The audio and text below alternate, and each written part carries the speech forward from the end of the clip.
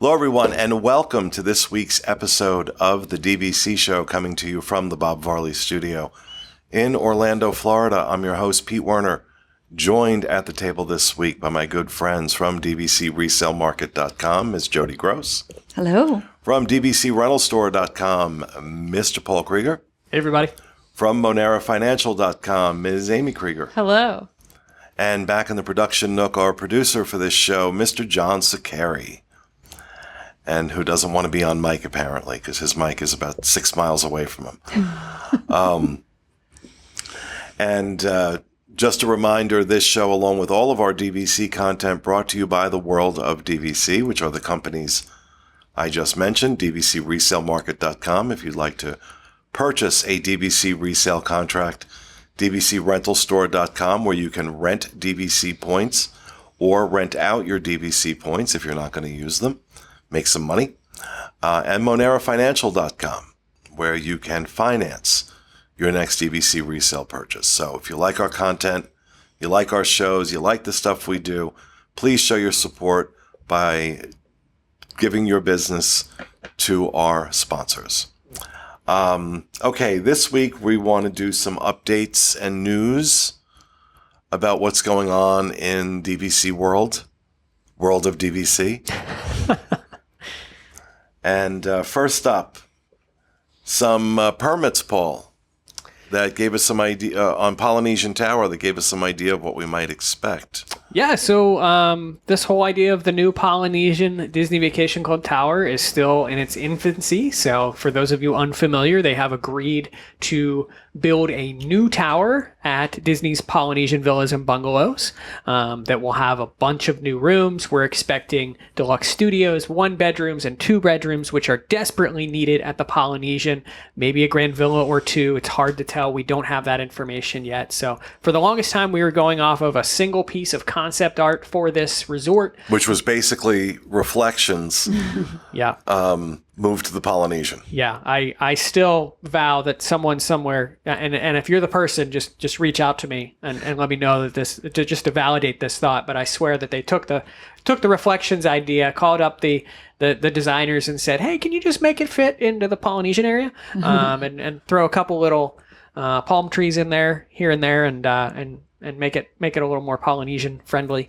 But we did see that the first permits were filed for the construction site at the Polynesian. So at least that means they're not messing around. They're serious about this, and they're going to get started pretty soon.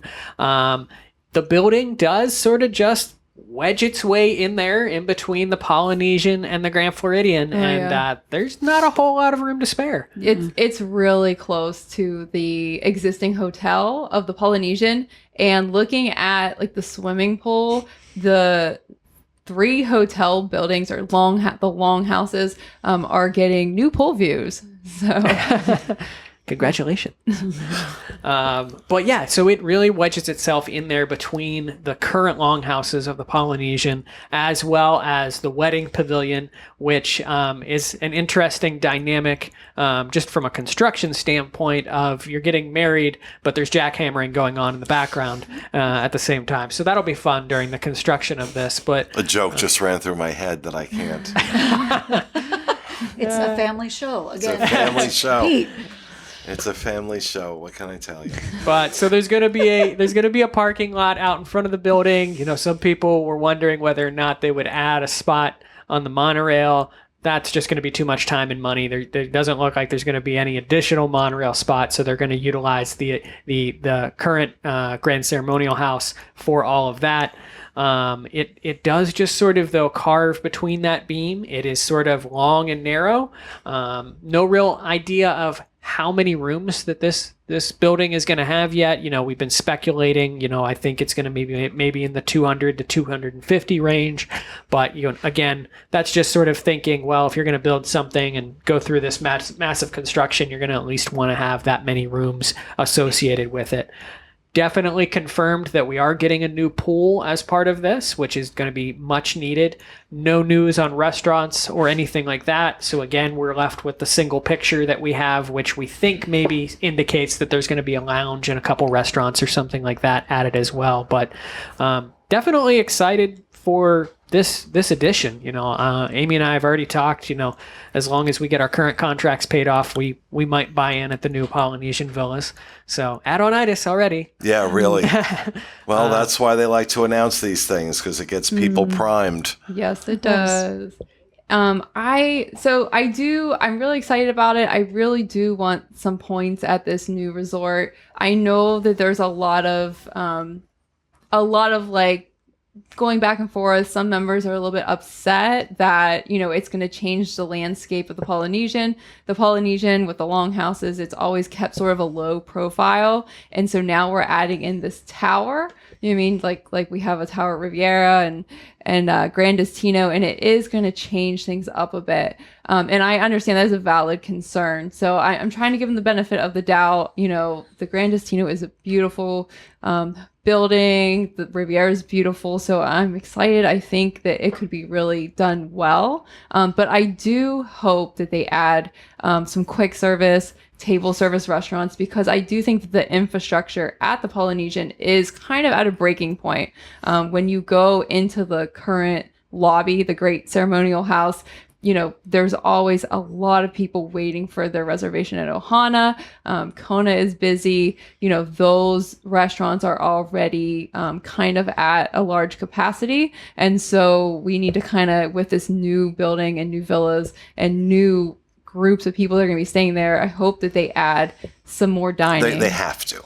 Yeah. They absolutely have to. I can't imagine them opening this tower and not adding at least one more restaurant. I hope it's more than one. I hope it is too, but we'll see. Yeah. Transportation is really what I'm a little bit curious about, because the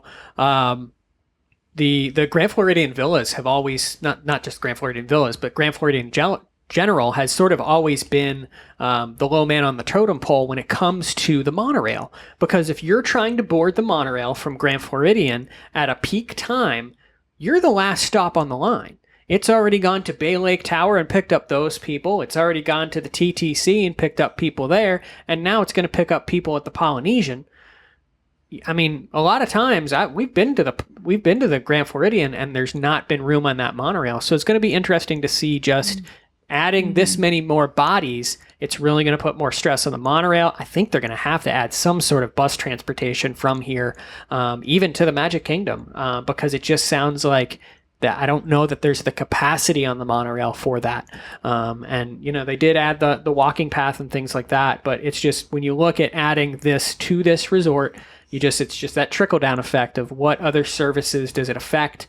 And so it'll be interesting to see sort of how they handle those concerns, whether they address them or not.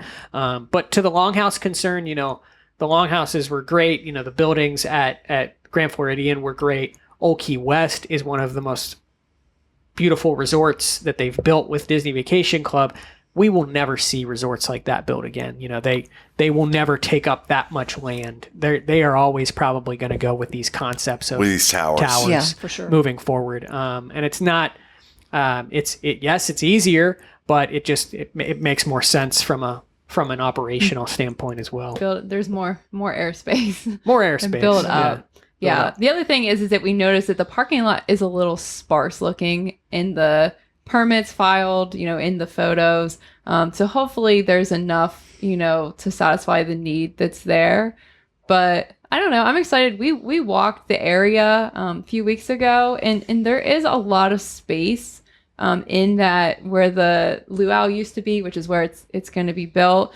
And also, there's going to be some beautiful views. There's going to be fireworks views on the other side that faces the parking lot. You're going to be right looking at the monorail. So I think that there's probably not going to be a bad view in that tower. And just so I can say it again, they've already started. We were on the monorail the other day, and also when we were there walking the resort, they've already put some ground markers of where underground utilities and stuff like that is. So, I mean, you wake up some morning to some jackhammering, you'll know they've started construction on the resort.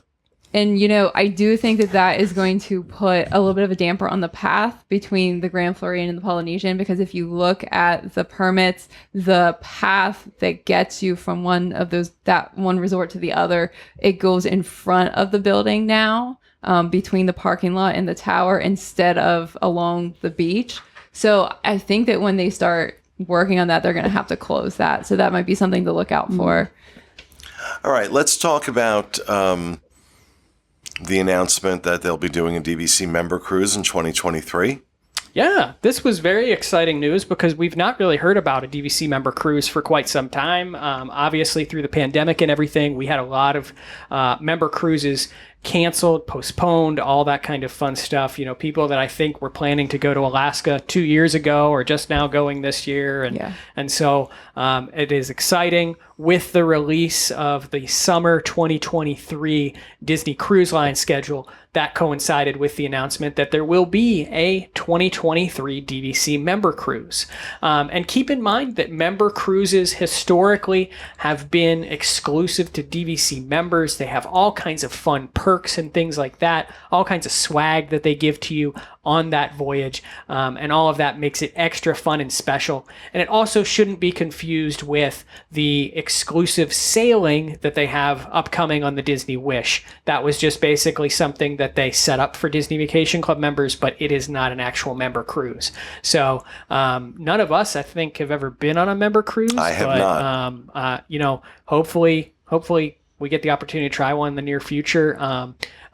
This member cruise is going to be September 4th through the 8th, departing from Cape Canaveral, and it is on the brand new Disney Wish cruise ship, and it'll go to Castaway Cay and Nassau, so your standard little 4-night Bahamas sailing there, but definitely going to be cool to see all the fun stuff that they have on the member cruise. So more booking details will be coming in the near future on this. They've not released the dates that they'll start booking this or any of the details as to the requirements, point charts, and all of that kind of fun stuff. So yeah, I'm excited to see first of all, are they going to let us book in cash? Yeah. Or do we have to use points for some of this? Because for the Wish, as we were talking about earlier, the Wish cruise that they're doing, one person had to be staying on points. You could use cash for the other one, but you had to use at least the points for one person, and these are ridiculous point values on these. It's not worth what they're charging. Yeah, typically speaking, the points that they will try to charge you for any of these special adventures that they offer. So they also, I think they did a special opportunity when the Galactic Star Wars Galactic Star Cruiser first launched, where you could go on a voyage of that, and the point charts on all of these are extremely inflated, almost twice the number of points as if you were to potentially rent out your points and pay cash for that same adventure. Yeah, it's more than double. When I did the math on the Star Cruiser, I think you could have bought like 3 people for the price if you rented your points I did like $16 a point back then. Yeah, and especially for these things that are not, they don't have any additional perks or any additional swag or benefits and stuff like that. Those opportunities, it just has never made sense to book those with points. Now, to each their own. If that's how you like to waste your points, fine by me. But when it comes to this specific sailing, these DVC member cruises that are actually branded as such, historically speaking, you have been able to pay cash for those sailings. So I hope, all of us, I think, sitting here hope that continues to be the case. But the trend right now has been that they're at least requiring one member to book with points. And they have to be direct points. So they you have cannot be resale. You have to have qualified for those member benefits. I don't really know what we're calling it anymore. Normally I would say blue card benefits, but we don't have membership cards anymore. That takes me back to that other show that we did, bring back our membership cards. They were cool. But yeah, so you've got to have enough points and have those direct member benefits to actually even book with cash. So Right.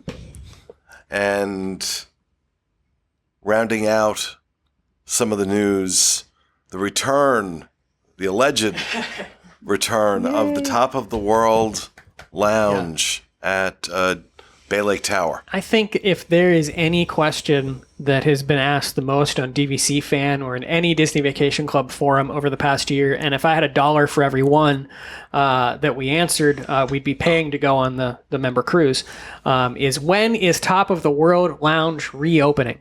And Top of the World Lounge is reopening. And that's all we know. Basically, they announced that Top of the World is going to be reopening soon as they used reimagined experience within the verbiage, which is very intriguing. Could be scary. We don't know. Yeah, it could be scary, yes. Normally, when Disney reimagines something, Yeah. I'm figuring Imagineers are involved. In this case, bean counters from DVC Yes. are probably doing the reimagining. So I'm not as hopeful that this will be a positive change, but I'm desperate to get up to that lounge again. Yeah. I miss it so much. Yeah. And in the past, it was available to all DVC members.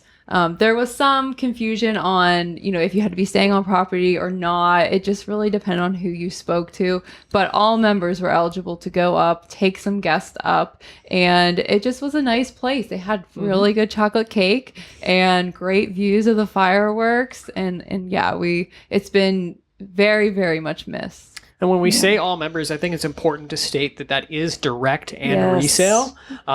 Resale members, this is a perk that you do get or historically have gotten because it is actually written into the deed of the contract Right. and it is as part of the POS statement that they file for each resort. So, that is something everyone can go to Top of the World Lounge.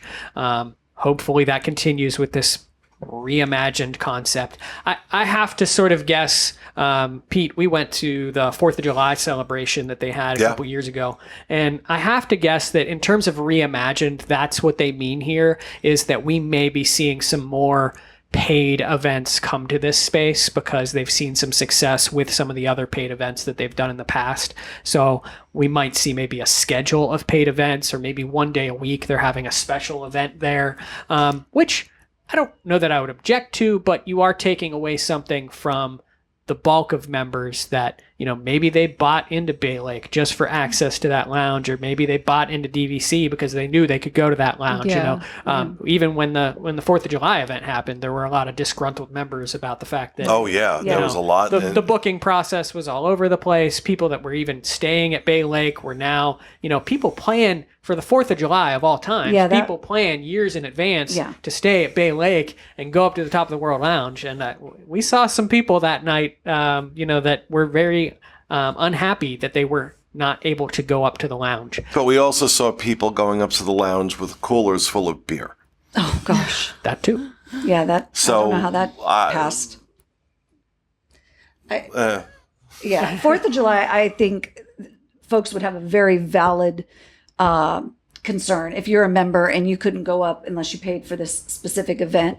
I personally, way back before COVID, have gone to the Top of the World Lounge on a random Tuesday night. Maybe it was off season, and that place was empty.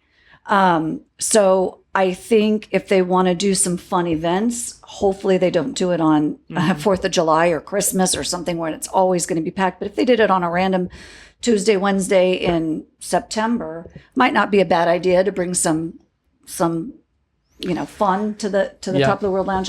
I know I've surprisingly been there a few times where it was empty. There's 3 of us in there. Yeah, and I think that comment alone is really the answer to the question as to why it's not come back sooner, is because if we go back to, right when things were reopening, Bob Chapek went on the record of basically saying that they weren't going to bring something back or add something back unless it made a positive ROI in terms of the books. And so I think that's something that maybe they always struggled with Top of the World Lounge. And I wonder if that's why we're going to get this sort of reimagined. It's definitely going to have pent up demand though when it first opened. Oh yeah. Like, can you imagine the first night for sure, or the first week? But yeah, you're right. When we were there, the last time we were there, it was kind of empty. So maybe they're going to look for ways to bring more money, make it lively, spending to that space.